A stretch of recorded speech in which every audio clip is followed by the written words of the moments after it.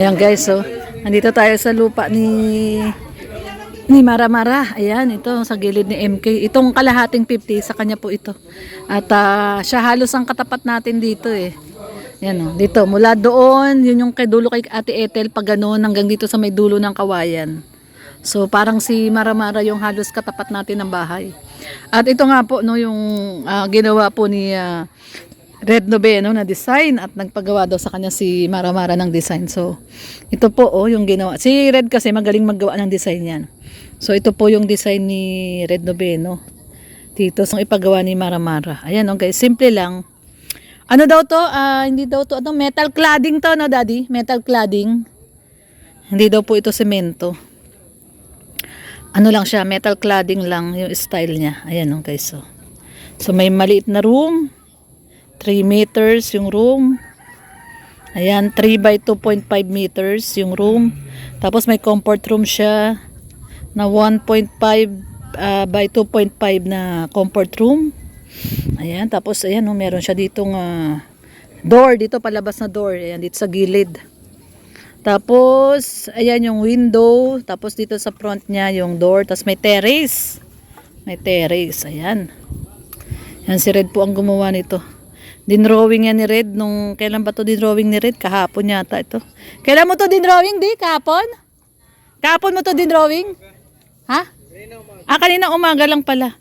So ginawa to ni Red na bibigay daw niya ng design ng bahay. Metal cladding daw po ito, no? Metal cladding to, daddy, hindi to semento. So metal cladding lang daw po ito. Nagkwentuhan kami ni Mara dito. Nagkwentuhan kayo ni Mara Mara? Nalilito siya kung paano daw ang design. Oo. Sabi ko, hayaan mo gagawin kita ng design. Baguhin mo na lang yung mga gusto mong baguhin. Oo. Hindi niya pa to nakita? Hindi pa. Hindi pa pala to nakita ni Mara Mara. Gusto niya, gano'n lang. Nakasandal. Nakasandal dito. Para kumbaga, ito na yung firewall din niya. Kasi ayan CR niya sa dulo eh. Ito yung drawing dito, nando sa dulo yung CR. Tsaka yung Ito dito yung CR. lababo. Mag-space siya ng 2 feet para may bulada. Buladas, yung bubong. Firewall yung meron pa siyang hangin. So dito lang siya nakadikit. Ito, dikit na siya kay... Siya mayroong Dito may buladas dito. bulada. Buladas yung space na 2 feet. So may space siya ng 2 feet sa likod. Sa likod 2 feet. Dito sa gilid 2 feet. So, ito si Kapisot. Si Kapisot. Patulog na sana ako, may nag-ano. Oo nga, ginising kayo. Hindi siya yun. Ayan guys, so ito po yung drawing ni Red Noveno para sa bahay ni Mara Mara. Ganda oh. Ayan guys oh. Ganda. Ganda, grabe. Ang ganda no? Ano lang 50 square meter lang kasi lupa niya eh. Tapos ano lang daw yung metal cladding. Hindi siya sementado, hindi siya concrete. Para mabilis lang gawin at mas mura yata daw. Ayan ang kanyang bahay. Dinesign ni Red. Para mapatayuan na dito yung lupa ni Mara Mara ay meron na rin siyang sariling bahay niya dito po. So ayan. Ano pala siya? Ayan may ano. Dikit na pala siya dito, kaya Didikit siya dito kay MK. Ganda ng design ni Kuya. Dinrawing niya yan eh. Kay Maria Cusinera pala niya pinadala. Kay MK niya pinadala oh. Kay MK, ba't di kay Mara Mara? Pambihira. Pambihira naman to si Red Noveno. Kay Maria Cusinera niya. Kasi nito lang talaga. Ito, mula dito hanggang doon sa dulo ng pader na yon, pag ganyan. Yan, 50 square meter. Mula doon sa dulo. Pero sanang tatayon talaga ito ng maraming bahay, talagang milyon. Tagwa 100 square meter lang kasi ang lupa dito. So ayan guys. Ayan na pala si Mr. J oh. Nandito na rin si Mr. J ah. Punta natin si Mr. J. Sydney! Ayan si Mr. J. Nandito na si Mr. J. Naririnig ko yung boses ni Mr. J. Bango. Ang bango na ng ginigisa ni ni Maria Cusinera. Bango na oh. MK, bango na niya na. Amoy na. Ang bango ah. Dapat may ano ka exhaust ka dito, no? Ayan, magbabalot po tayo ng lumpia, guys. Pag Kaya mo, na, Maria. kapag nagisa na ni Maria yan, at tayo magbabalot. Pag ako yuman, papalakihan ko yung susi dito. Kasi na dito man yung ano, di ba? Hindi, palagyan mo siya ng exhaust. Dito pabutasan maliit na pader. Oo. May exhaust fan. Kahit kami ito, Maria, malay mo, Sana yumaman ka. yumaman ako. Pero hindi natin maano kung tulan yun. Kasi pag mayaman ka na, wag mo puto sa sigaw tasa. Oo, laki na gagawin ko doon. Ano daw? Sa Central Plaza. Nang bababae siya doon, sa Central Plaza. Kuya Jay. Kuya Jay. Si Kuya Jay. Yung katapat mo, Shakey's. Shakey's. Doon kami nakain. Ah, Kuya Katapat ng Jay. Shakey's. Doon ako nagagastutan. Pagdating ng alas 7, naipay tayo Ano kasi hindi. doon, nakaka-allergy doon, Magkano yung ano doon ako namagayong pa ako baga. Sa Kuya Jay. Oh, dahil kami ganun sa binti. Huli ka tuloy. Huli! Huli! Sa misis niya pag uwi, sa Hindi. misis niya inukuskus. Bawal sa bagoong to. Saw-saw ka na amoy bagoong. Eh nakita niya misis niya. Ba't ano ba, pinapaamo yon? Ha? Pinapaamo? Nasa kabilang lamesa eh. Kailangan paahin. Oh. Magkatapat kami. Parang ganito, sistema. Oh. Paano? Nandito yung babae. Alam ni Kuya Perde ah. Kuya Perde, nanonood pa naman sa akin yung misis mo. Okay lang yun. Sino misis? Number 1, number 2. Number 3. Wala pa yun, number 3. Wala pa number 3. Coming soon pa lang yun. Coming soon pa lang yun, number 3. Nasa Hong Kong pa yun ngayon. Nasa Hong Kong Hey, pa. akala ko yung number 3 mo yung papatayo dito sa gilid. Si Mara Mara. Ay, hindi. Mali pala yung bintang ni Kapitay. Pasaway ka. Ay, Pisot, mali yung ano mga. Mali yung kwento mo, Pisot. Ayan si Kuya Miel. Kuya Miel. Ito, naglolokohan lang. Pakapi na kayo dyan. Yan, kape. Yun na, kape na. Init kasi ng kape puro doon. Inom muna tubig. Kape na, kape na. May pulutan. O yan, may kape. Ala. Kape na, kape. Tubig lang, wala silang ano. Puro tubig lang. Gugutom ako. Ayan, iniintay ko yung ano, magbabalot tayo ng lumpia. Ayan guys, ginigisa na ni MK yung lumpiang ano, MK. magbabalot tayo. Ayan. Gutom na ako. Ayan, magbabalot tayo ng lumpia. Sarap! Ang ating favorite. Ayan guys, nagluluto na si MK. Nasaan na yung pambalot, MK? Masarap to may kamote. Kamote? Kaso saan tayo kukuha ng kamote? Yun lang, wala tayong kamote. Saan ba may kamote? Wala. Wala bang ano? Gusto mo hukayin natin yung kamote dyan, Sarah? Daddy! Maghukay ka ng kamote dyan, Sarah. Pati sasahog natin sa lumpia. Kamote, yun. Kamuting ka daw niya. Yung kamote mo mapait. Dapat matamis.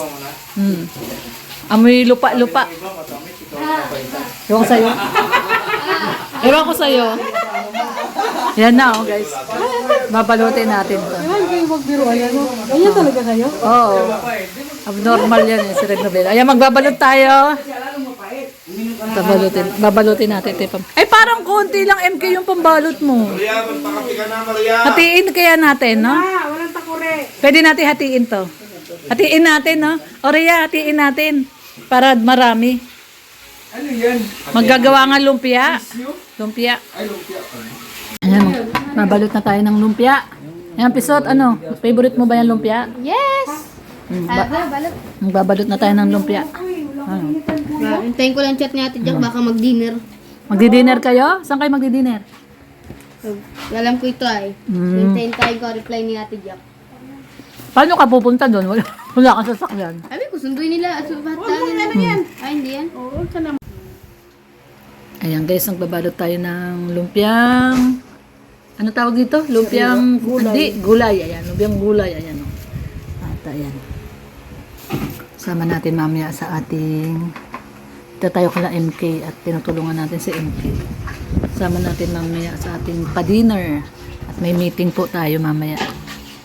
Kasi pinapawisan kasi ako eh. Kaya namin, ikaw muna dito. Bakit ka daw pinapawisan? No.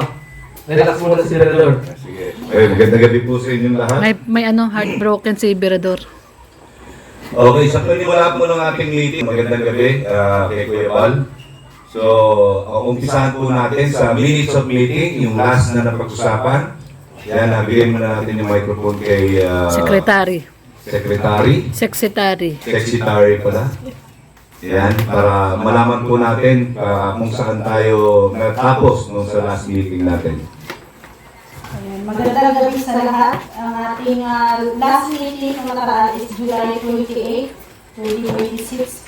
Ang napag-usapan natin ay yung ating feeding noong August 1. Congratulations kasi naging successful po yung ating feeding doon sa Kabanbanan, no? Sa San Vicente. Talisay na yun, ano? Sa Vicente. San Vicente. Ayan, congrats sa ating lahat. Then, ngayon nga, August 20, dapat ang is schedule ng time na yun is yung trip to Davao. No? Pero, baka magbago, yun ang pag-uusapan natin ngayon. Then, yun lang, no? Yung napag-usapan din natin yung mga, ang sasama, no? Yung mga carpenters, tapos may mga bayanihan, no? Kay Tatay Batas. Nung bayanihan sa bahay ni Tatay Batas, nung inayos yung bahay ni Tatay Batas. So, yun lang naman yung mga naging pag-uusap natin. Tapos may mga bigas, no? Yung mga bigas ayuda na ay feeding and rice distribution natin. Nabigay naman lahat. So, wala masyadong agenda nung nakaraang meeting. Yun lang, napag-usapan natin yung about lang sa feeding schedule. Yun lang po yun.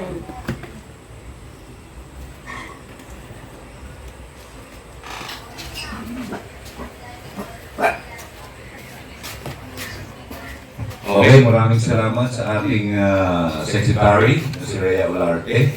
Yan, so, ngayon ang agenda ng meeting natin ngayon ay yung ating next program, yung Kalingap Barangay Caravan na nagaganapin sa Sorsogon.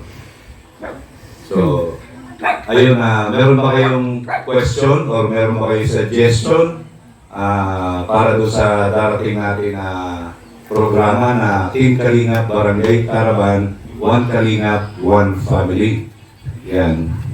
Pwede magtaas ng kamay para magbigay ng suggestion.